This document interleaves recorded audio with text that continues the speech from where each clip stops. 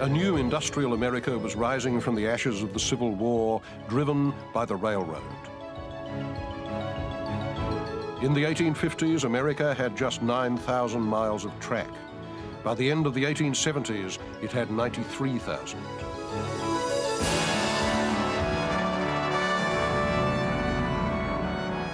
Railroads crossed the continent.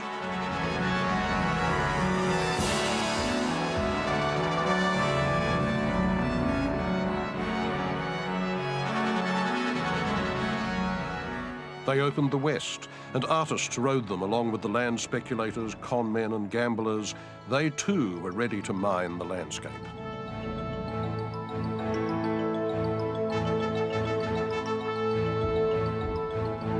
The steam train becomes the symbol of American progress. Its headlamp is the star of empire. It moves irresistibly through glorious landscapes.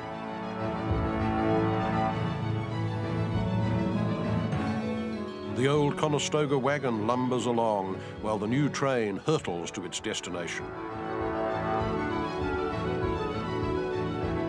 Dropping their images of settlers' wagons, Currier and Ives took the railroad engine as the triumph of enterprise. Its smoke blinds the American Indians, blotting them out. Painters went west to satisfy the growing curiosity back east for images of the distant frontier, which had become feverish through tall stories and journalists' hype. Foremost among them was Albert Bierstadt, an immigrant from Germany who made a 3-decade career out of grandiose Western landscape. Bierstadt was a tireless self-promoter, and he claimed to capture the West as it really was. This, he declared, was a minutely faithful account of the daily life of the Shoshone Indians in the Rocky Mountains. Maybe so, but the whole landscape is invented, and as for the Indians, Bierstadt had plans for them. He announced that one day, in the foreground of his painting, a city populated by our descendants may rise, and in its art galleries this picture may eventually find its resting place. Bierstadt's Rockies only look wild. Actually, they promise complete control of territory. The thought behind them was the exact opposite of the beliefs that Indians held about their own relationship to the land.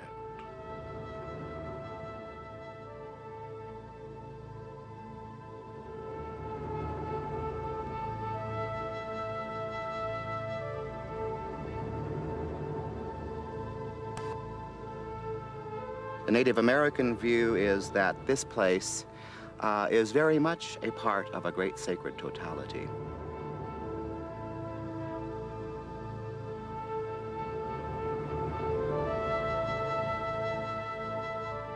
My people, who were the hunters, did not paint landscapes. In fact, very few tribes painted landscapes. That's a very foreign idea, you know. This was a part of the great holy, and you lived here and you perhaps emulated portions of the environment.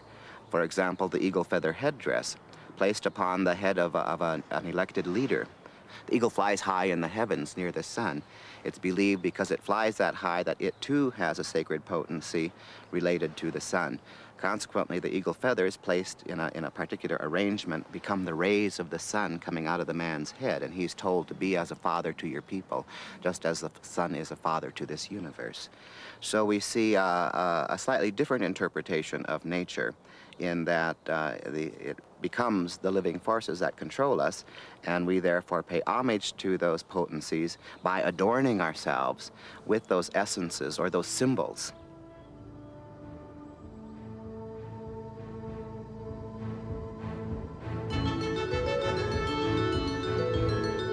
The railroads built the West. They created the myth of the West and fixed it in popular fantasy. Their promoters had to find new destinations. In fact, they created them. Nowhere is this plainer than in the story of Yellowstone.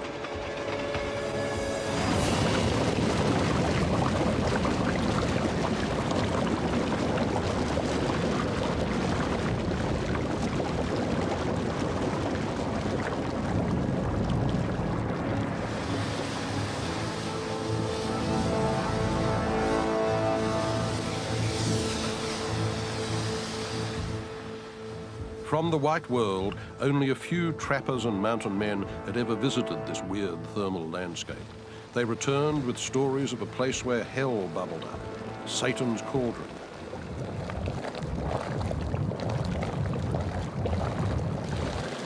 Their stories of geysers and rivers of boiling water were too wild to be believed back east.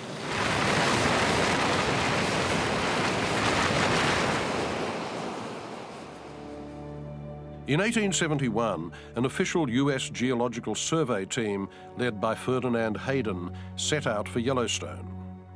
Hayden knew he would need pictures, not just words, to describe it, so he took along a 34-year-old artist, Thomas Moran. Moran's trip was underwritten by the Northern Pacific Railroad, which guessed that his images just might create a new tourist destination.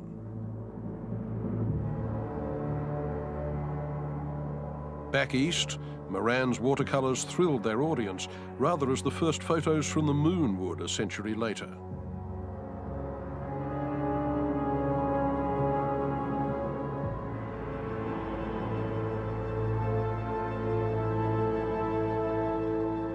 Along with Moran, Hayden had invited a former stagecoach driver turned photographer, William Henry Jackson.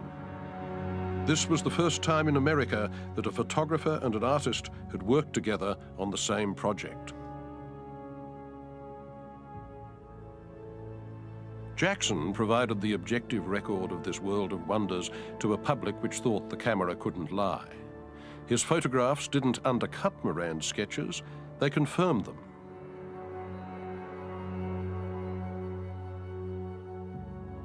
Moran often helped Jackson find scenes for his camera, and then he painted them himself. Hayden used their work to persuade Congress that Yellowstone should be protected forever. He wanted to create America's first national park.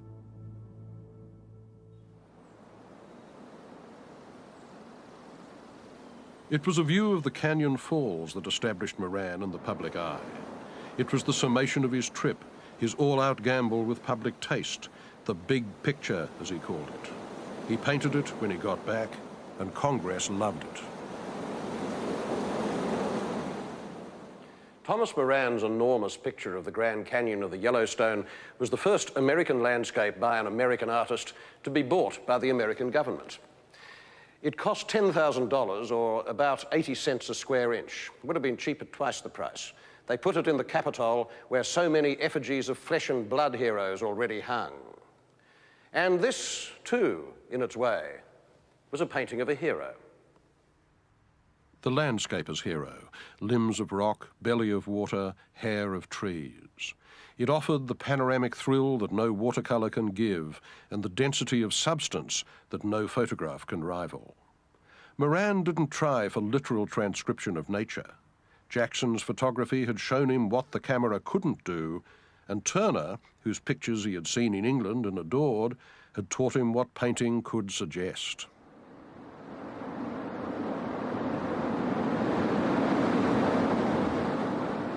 In 1872, the year Moran's canvas was finished, the Yellowstone area became a national park.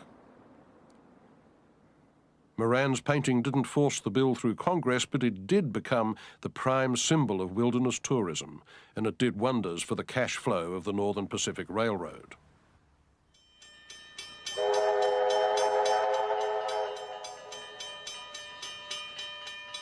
After Yellowstone came other national parks. But while the public taste for these wilderness museums grew and grew, the popularity of epic landscape declined.